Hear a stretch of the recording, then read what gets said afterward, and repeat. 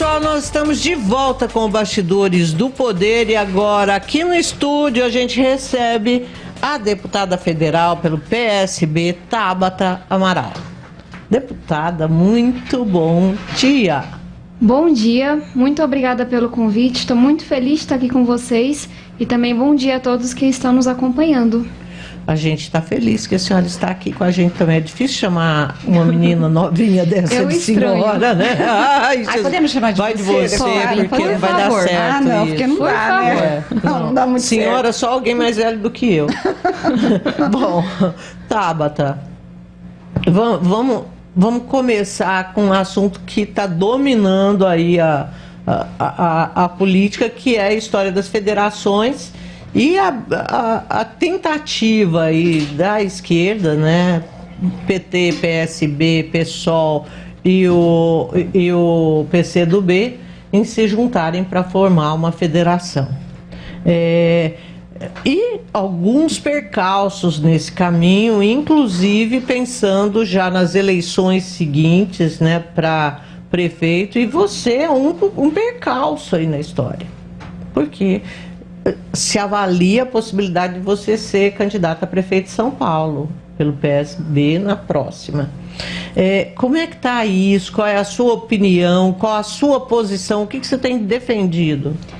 Uma das razões para eu ter escolhido me filiar ao PSB, e isso vai explicar minha resposta, é porque é um partido com grandes lideranças. Não é um partido com dono, com uma liderança só. E isso faz muita diferença. Então eu estou num partido que tem Carlos Siqueira como presidente, que tem Flávio Dino, João Campos, mas tem também Márcio França, Jonas Donizete aqui em Campinas, que são grandes líderes que não pensam igualzinho. A gente está unido na defesa da educação, no combate à desigualdade, mas há um debate. E nesse debate, muitos líderes do PSB se colocam contra a federação. E eu não acho que a melhor forma de colocar é que eu sou um percalço.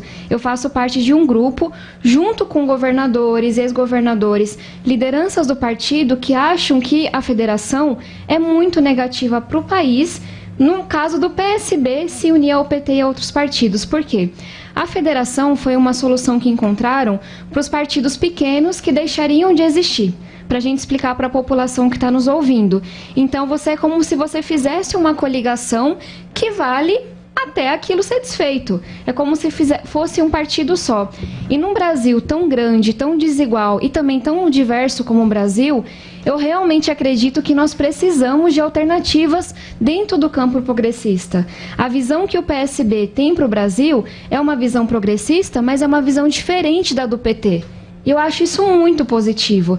Eu entendo que partidos menores tenham que se federar para sobreviver, mas não é o caso do PSB. O PT rejeita muito o PSB. Por exemplo, ontem nós tivemos uma discussão do ex-presidente Lula com o Márcio França em relação ao lançamento das candidaturas do Márcio França ou do Haddad. E aí está definindo que vai ser o Haddad e o PSB seria, o Márcio França seria o candidato ao Senado, é o que está se discutindo.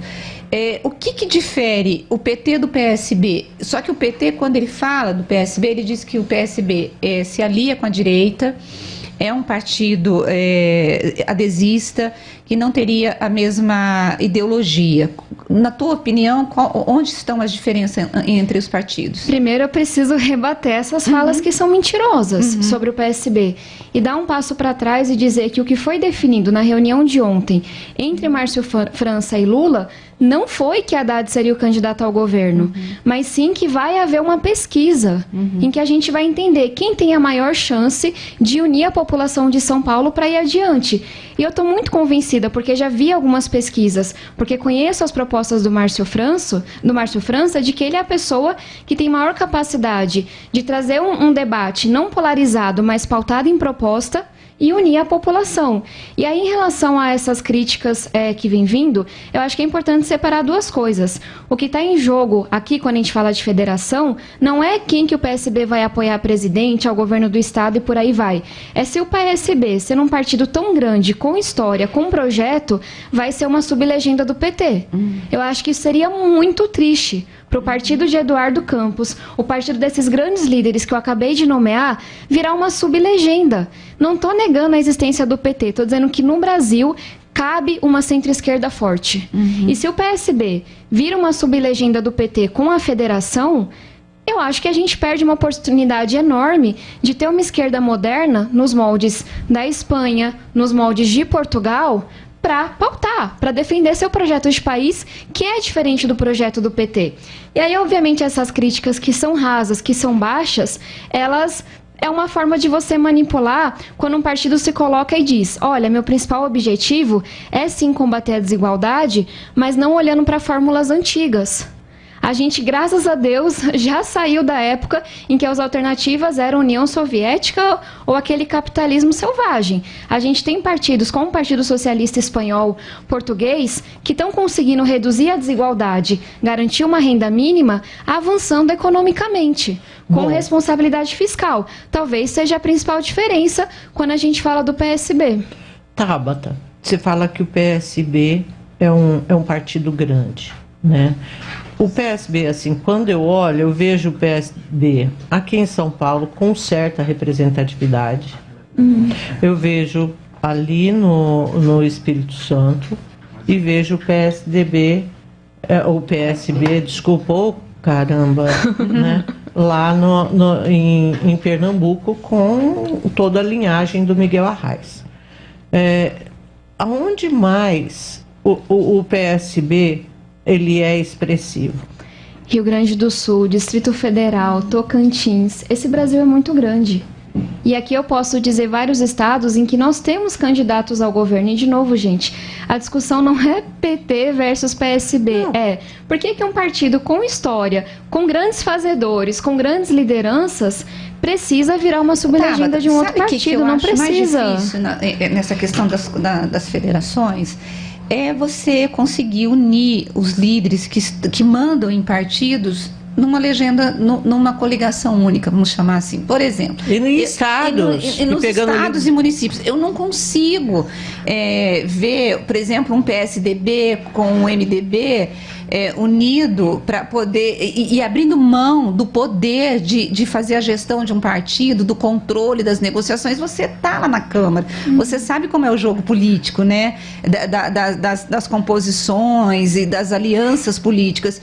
Eu não consigo ver essa possibilidade. Tem um agravante que eu entendo o que você está trazendo, de dividir poder é sempre muito difícil. Mas quando a gente fala de um partido como o PSB, que claramente não é um partido do Centrão, né? Todo mundo vai concordar com isso. É um partido que tem programa, tem projeto, tem uma dificuldade a mais que não é só questão de abrir mão de candidatura, não é só uma questão de dividir poder. É uma questão de você abrir mão do seu programa, do seu projeto. E aí eu volto. Gente, as federações são uma jabuticaba brasileira, mais uma, que inventaram para salvar partidos pequenos, como o PCdoB e tantos outros. Então, eu nunca consegui entender. Por que um partido grande vai fazer uma federação para fazer uma bancada maior? Mas é só isso que conta? Então, e o projeto de país, ele não conta? E a gente tem uma centro-esquerda, isso não conta? A intenção é exatamente esse o ponto que me intriga. Por que um partido grande, que sabe que não é ameaçado pela cláusula de barreira, vai se federar a algum outro partido? Tipo o PSDB, que agora está bem menor, com o MDB, que se fala, mas não acredito, nunca acreditei. Ou União Brasil com... Por que, Tabata? Olha, em relação a esse... O que se diz? É fundo partidário? Casos, eu acho que entra um pouco de tudo. Assim, é um fundo maior, são mais deputados e por aí vai. Mas falando do meu lugar de conhecimento, que é o PSB, eu vejo que os estados em que o PSB é mais fortalecido, tem projeto, tem candidato a governo, tem, muitos candidatos promissores, com ideias. Esses estados se colocam contra a federação. Naqueles estados em que o PSB não é tão forte, que aí há um receio dos deputados de será que eu vou me reeleger? Aí há essa vontade de unir a chapa com o PT. E aí eu entendo a situação desses estados, mas o questionamento que eu faço é, vamos pensar no médio e longo prazo. Está muito claro para todo mundo que o PSB se opõe com firmeza e coragem às atrocidades do governo Bolsonaro. Mas no médio e longo prazo, será que não faz sentido preservar o partido de centro-esquerda que a gente tem no Brasil? Um partido com projeto que está muito mais próximo, de novo, ao que a gente está vendo da esquerda americana e da esquerda europeia atual? Você acha que no Brasil a política está criminalizada? Com certeza. E eu vou te dar um exemplo que é assim, uma anedota, uma história. Quando eu decidi me candidatar, eu não era filiada a partido, eu não venho de família, entre aspas, importante, estudei em escola pública, moro na periferia, zero perfil de alguém que vai para o Congresso Nacional, né? Uma senhora, inclusive, nas primeiras semanas queria que eu mostrasse o comprovante de que eu era candidata. Tamanha incredulidade. O que eu ouvia das pessoas que me conheciam é que elas temiam, que elas achavam que iam querer me matar, e de fato, assim, obviamente isso nunca chegou perto de acontecer, mas eu já recebi dezenas de ameaças de morte. Porque quando você entra e incomoda com uma ideia, criticando a corrupção, você vê uma reação muito grande. Essa discordância, nessa polarização, faz com que não só eu seja ofendida, mas eu receba inclusive ameaças. Mas o que eu ia dizer é que as pessoas que não me conheciam logo diziam, você vai se corromper. Como é que você olha para uma pessoa com proposta, com história, com vontade de fazer a diferença e fala que ela vai se corromper? Porque eu acho que você assume que todo mundo que está lá é corrupto. Porque a maior parte dos políticos, o discurso ele tem, ele só não pratica. Eu vou dizer, essa... Eu cresci numa comunidade em que a gente mora até hoje, no extremo sul de São Paulo, em que até hoje tem compra de voto.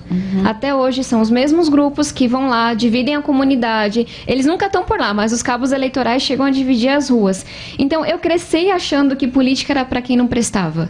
E aí você liga a TV, é só escândalo de corrupção. Uma galera que não tem nada a ver com a minha história, não tem nada a ver com o que me preocupa. Mas vejam quão perigoso é esse pensamento. Saiu uma pesquisa no Valor, se eu não me engano ontem, mostrando que a gente possivelmente terá a menor participação dos jovens nas eleições da história. Gente, que tragédia! De novo, quando a gente fala de criminalização da política, vamos tomar cuidado. Porque talvez eu seja a pessoa na esquerda que mais apanha por defender a questão do combate à corrupção. E dizer que combate à corrupção não é pauta de direita. Isso que eu ia dizer. É pauta de todo mundo que é decente, na minha opinião. Porque hoje a gente ouve a esquerda contemporizando. E não, combate à corrupção é pauta de todo mundo que quer um Estado presente, eficiente. Mas, enfim, para além de toda a questão moral. Para mim, foi um longo caminho de luta na educação, dando aula, criando movimento, pesquisando, para entender que o que faziam no meu bairro é politicagem, que a política é boa. Mas só para a gente entender que, olha, é claro que a população tem razão para estar descontente com a política, para se revoltar. Porque é muito escândalo, é muita coisa errada. Mas na hora que a gente generaliza e fala todo mundo que está ali é bandido, ninguém ali presta, a gente impede que pessoas que querem transformar entrem. Tabata, agora como mudar essa imagem generalista quando a gente tem as emendas secretas? Eu acho uma aberração. Secreto. O orçamento secreto. Que a gente tem a Eu acho isso sensação uma de que nunca uma aberração, você separar 16 bilhões para alguns poucos decidirem, e a gente já está vendo que esse dinheiro está indo, eu não vou dizer para o bolso, mas assim, para poder atender os aliados de alguns deputados. Sim. Se você me der um minutinho, gente, o orçamento secreto é uma fatia do orçamento público, do dinheiro do povo, que financia hospital, escola, etc., que o governo federal está distribuindo entre os seus aliados para comprar apoio no Congresso. Hoje é possível, e foi uma coisa que, aí eu digo que o meu gabinete, junto com o do senador Alessandro Vieira e deputado Felipe Rigoni, a gente ajudou muito a expor o que está acontecendo, com ação na justiça.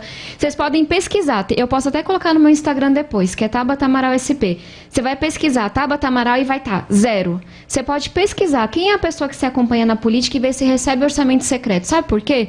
Porque esse orçamento secreto não só é um desvio do dinheiro público, mas tem acusações muito graves de tratores sendo comprados a 3 vezes o que valem, de empresa que compra emenda. Então hoje a gente pode falar com muita firmeza que há indícios muito graves sendo investigados de que tem corrupção no orçamento secreto.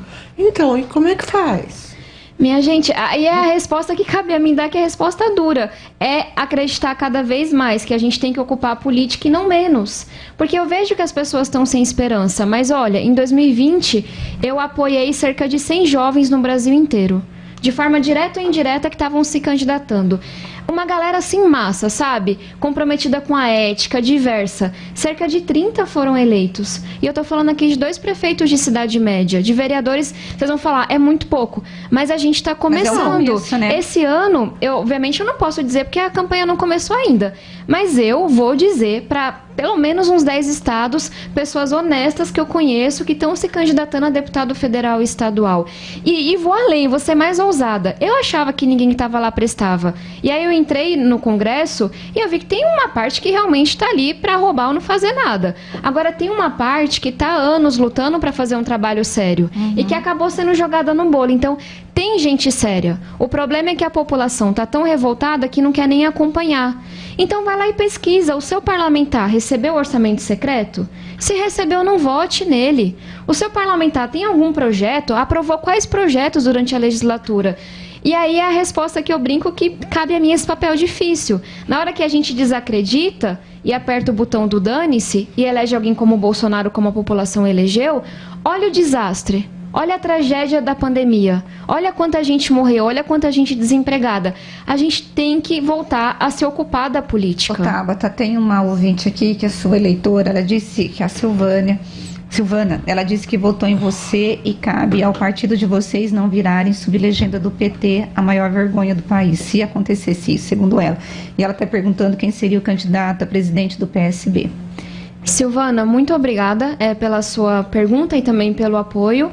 Olha, hoje o PSB não tem candidato a presidente da República e tem a indicação de apoiar Lula no primeiro turno.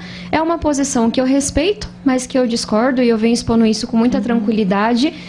Mas a gente sabe que estamos numa situação muito difícil. A gente vê Lula e Bolsonaro liderando as pesquisas e eu que por muito tempo acreditei, junto com outras pessoas do PSB, na possibilidade de terceira via, hoje tenho minhas dúvidas. E aí qual é a provocação que eu faço, né? De dentro do PSB e fora também, que nós precisamos de uma frente ampla. Então tudo bem, o partido tomou a decisão de apoiar Lula no primeiro turno. E gente, vamos separar. Apoiar Lula no primeiro turno não quer dizer federação.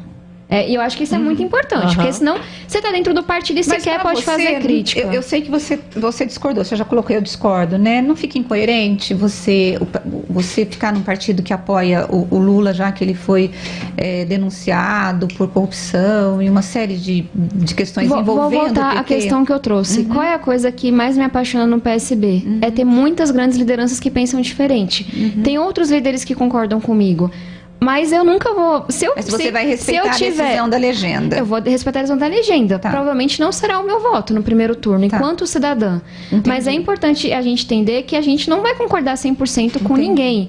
Agora, eu tenho muita clareza que... Por exemplo, o PSB é um dos poucos partidos dentro da esquerda que se posicionam contra ditaduras como a Venezuela. Então, naquilo o que deveria ser uma coisa básica. Então, assim, eu tô muito tranquila de estar no PSB, pela sua história, pelos seus valores. Agora você não sofre, por exemplo, que você sofreu no PDT. De jeito nenhum. Porque tem diálogo no PSB, mas também é preciso uma compreensão minha que na hora que eu entro num grupo, eu individualmente posso discordar e lá na urna manifestar o meu voto. Mas você tem que respeitar a decisão da maioria. Se houve um processo democrático e as pessoas foram ouvidas, eu tenho que respeitar. Mas só um último ponto que eu acho importante.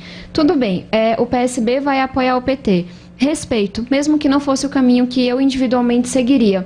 Mas será que então a gente não tem que fazer com que seja algo maior do que o PT? É essa a provocação que eu faço. Gente, não adianta ganhar de Bolsonaro, tem que vencer o bolsonarismo. Tem que unir o país, tem que reconstruir o país. Se a gente elege só PT e Lula sozinhos, vocês acham que a gente vai unir o país ano que vem? Eu acho que não. Então, já que o PSB tomou a decisão de apoiar Lula, qual é a provocação que eu faço? Trabalhem para que seja a coisa mais ampla possível. Você qual é o projeto de país? Sim, eu acho que na hora que o Alckmin decide ser candidato a vice do Lula, você começa a ampliar um pouco. Tá. E essa é a minha provocação. Gente, hoje eu me preocupa esse cenário de não, vai ser o PT e os ministros todos do PT e o que o PT fez no passado. Tudo bem, eu entendi que o meu partido decidiu apoiar o Lula e eu vou respeitar como eu estou dizendo. Mas vocês acham que isso vai unir o país? Que assim vocês vão Não. conseguir governar o país? Não vão. Absolutamente. Então tem que ter um vice que pensa diferente. Tem que ter projeto de país. Não pode ser sobre o nome, sobre o partido. O que defende para a educação? Como é que vai combater a inflação? Como é que vai gerar emprego? Vamos trazendo mais gente, porque se a gente da responsabilidade fiscal, não unir que da é esquerda até o centro, até a centro-direita, não vai conseguir governar. E aí vai ser refém do orçamento secreto, por exemplo. Então, o que eu venho batendo hoje é: façam disso uma frente ampla, que não seja apenas um nome e um partido. Bom, Tabata, eu vou por um outro assunto agora, depois pode voltar, mas eu acho que você estava presente no episódio do Kim Kataguiri, do Monark, lá no Flow. Como é que você viu tudo aquilo e como é que você está vendo a reação da Câmara em relação ao Kim Kataguiri? Eu hoje, inclusive, escrevi um artigo na Folha de São Paulo em relação à liberdade de expressão e também o que aconteceu naquele episódio. E eu queria só trazer um pouco de como é que eu chego na política. Eu moro em uma ocupação, mas fiz faculdade nos Estados Unidos, em Harvard, com bolsa completa. Por que eu estou dizendo isso? Ao longo dos últimos anos, eu tive que aprender a encaixar mundos muito diferentes dentro de mim e a dialogar com pessoas que pensam muito diferente. E eu me lembro que quando eu fui para a faculdade, né, morei 4 anos nos Estados Unidos, foi a primeira vez que eu entendi que o machismo era real e que eu deveria combatê-lo, que o racismo era real e que eu deveria combatê-lo. E eu lembro que quando eu voltei para minha comunidade, que é muito ainda conservadora, que carrega muitos preconceitos, assim como o Brasil, eu brigava muito com o povo. E eu saía dizendo: você é preconceituoso e não sei o quê. E as pessoas iam se afastando de mim. E as pessoas veem que eu tenho muita paciência para dialogar, para tentar argumentar, tentar convencer a pessoa. Por quê? Porque na hora que, na minha comunidade, eu tentei gritar, e o que é válido também, sabe? Dizer: não faça isso, as pessoas foram se afastando de mim, não era o que eu queria. Então, na hora que eu tô num debate, seja com um ministro ou com um apresentador de podcast, essa Tabata que aprendeu a dialogar, que tá ali, eu vou tentar com argumento. E aí, quando eu estava no Flow e surgiram vários debates sobre racismo, sobre nazismo e por aí vai, eu sabia que aquele podcast estava sendo ouvido por muitas pessoas da minha comunidade, inclusive meu irmão. E várias pessoas que são muito conservadoras. E eu pensei: cara, eu tenho que dizer que eles estão errados. Eu tenho que, com argumento, não levantar e falar: vou lacrar aqui, mas falar: não, vocês estão errados. E com argumento, pensando: cara, as pessoas que estão me ouvindo não podem ficar do lado deles. Tem que entender que esse pensamento é perigoso. Então, o que eu vejo daquele episódio, e aí o que aconteceu no dia seguinte, é que a população deixou muito claro: olha, não só a gente vai ser intolerante com o nazismo e qualquer ideologia que coloque a vida das pessoas em risco, que mate pessoas, porque o nazismo matou gays, negros, pessoas com deficiência e judeus. O nazismo matou todo mundo que era diferente. É isso que o totalitarismo faz. Então, o que eu vejo é que a população deixou claro que, não só é abominável esse tipo de ideologia, mas defender a sua existência também não pode. Também é perigoso. Agora, em relação aos processos que foram abertos na Câmara, na Justiça, não cabe a mim opinar. Cada um vai ter o seu direito de resposta. Esses processos vão caminhar. Agora, a sociedade já opinou, já deu o seu veredicto. Não, é muito perigoso, nós não podemos defender a existência dessas ideologias, porque tem gente que pode morrer por causa disso. Tá, ok. Assim, qual a tua relação com o Kim lá na Câmara? Sempre foi boa, era ruim, e agora como tá? Eu tenho... quando foi 2017, eu já tinha voltado da faculdade, a gente criou o movimento Acredito, que é um movimento de renovação política, do qual fazem parte o senador Alessandro Vieira, que ficou muito conhecido pela CPI da Covid, o deputado Felipe Rigoni. E eu me lembro que quando esse movimento surgiu, já como um movimento que era progressista, mas que também defendia a responsabilidade fiscal, que é uma coisa que ainda não é tão comum no Brasil, a gente foi muito atacado pelo MBL. Foi a primeira onda de fake news e ataques que eu enfrentei no momento em que eu não tinha estrutura nenhuma, tanto que eu deletei meu Facebook. Eu não tenho nenhum histórico, foto, porque foi quando a gente começou a ver esses ataques de fake news de forma massiva, que eu acho que começaram em grande escala contra a Marina Silva, Então não é só a direita que faz isso, mas que eu vivi ali no meu individual com os ataques do MBL, que foram muito fortes e muito pesados. Então foi um tempo para eu aprender a dialogar com essas pessoas que tanto mal tinham feito para mim. Mas você chega na Câmara e tem uma frase que o deputado Felipe Rigoni sempre repete, que eu acho que é fundamental, que é: não é você que escolhe o seu interlocutor, é o povo. O povo escolheu com quem eu teria que dialogar no Congresso. Não fui eu que escolhi. Algumas pessoas me escolheram, muitas graças a Deus, quase 300 mil votos, mas muitas outras escolheram outras pessoas. E aí você aprende que não tem essa. Então na Câmara eu dialogo com todo mundo. Vou para o embate político, me posiciono sempre, e acho que isso está bem claro, mas não tem essa de não dialogar com alguém. Então eu dialogo sim com o Kim e dialogo com todo mundo, da esquerda à direita, porque eu acho que é muito arrogante você chegar e dizer que não vai dialogar com alguém, quando pelo menos dezenas de milhares de pessoas elegeram aquela pessoa. Você foi eleita justamente para dialogar. E dialogar não quer dizer se silenciar diante do intolerável, mas quer dizer que você vai tá ali para debater com as pessoas que o povo escolheu. Você veio para Campinas hoje para conhecer a nossa cidade, para entregar alguma coisa? Não, eu conheço bastante a cidade. É bem pertinho de São Paulo, né? Então, eu vim para cá como aluna muitas vezes. Eu fui uma aluna olímpica, mas não de esportes. Quem está me vendo pelo YouTube vê que eu não tenho o porte. Eu tive muitas oportunidades como aluna de escola pública com Olimpíadas de matemática, depois de ciência.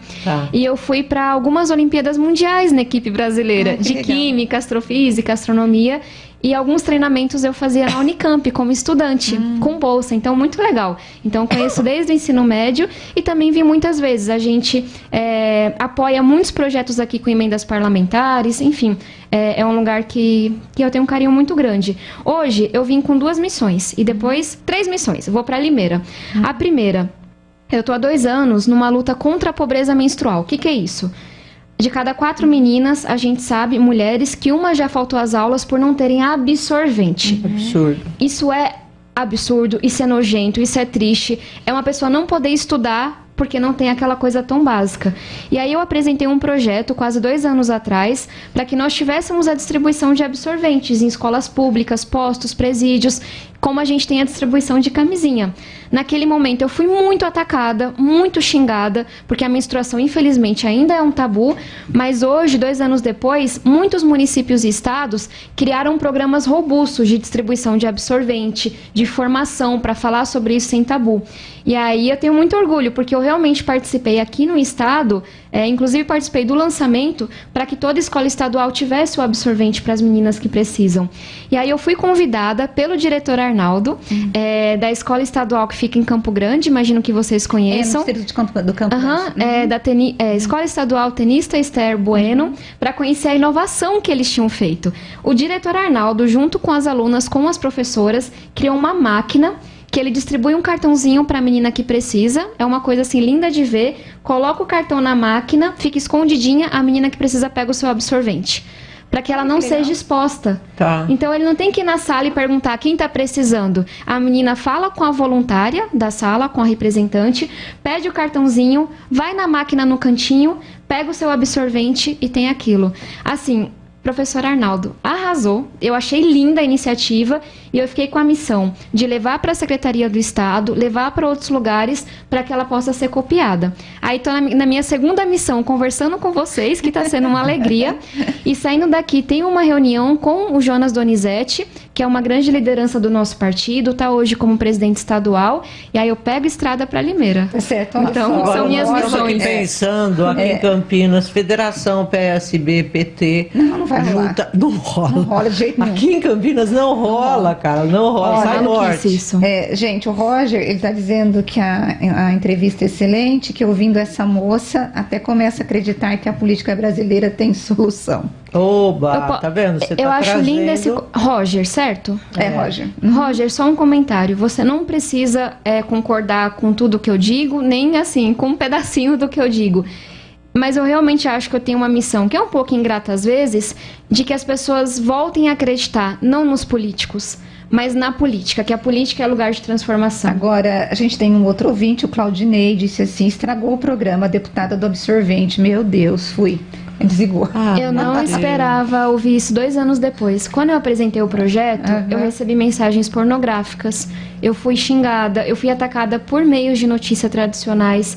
E hoje o que eu ouço de muitos homens, eu ouvi isso do prefeito Eduardo Paes, no Rio de Janeiro. Nossa. Eu nunca tinha pensado sobre isso, Tabata. A palavra menstruação nunca tinha passado pela minha cabeça e hoje passa. Então que tristeza esse comentário, né? Eu espero que com o tempo a cabeça dele seja um pouquinho mais aberta.